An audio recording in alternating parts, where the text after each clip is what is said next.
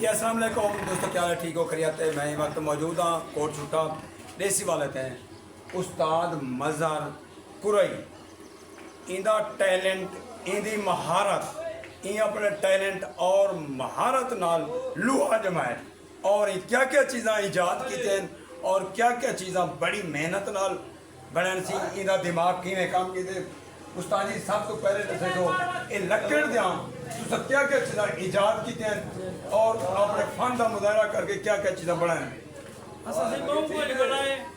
असा कुर्सियां बनाए, चेयर जी डिजाइन होंदी है शनवारी पंप के उत्ते बनी लाती है चेयर, यही असा ईजाद कीते भी स्कूल ईजाद कीते बहुत कुछ ईजाद कीते।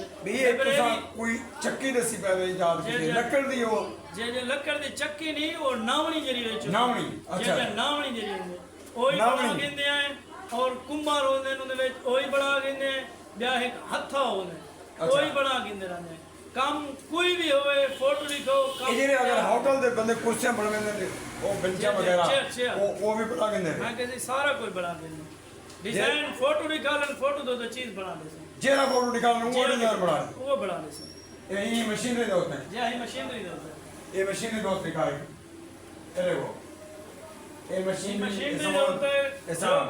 अच्छा जेरा दोस्त कोई बनवाना नहीं चाहते कि तो आपको कितने नहीं पहले ऑर्डर करन सब कुछ रहना ऑर्डर करन जेका डिजाइनिंग है कोई शे बनवाने ने तो सब कुछ का 10 नी 12 नी देसन।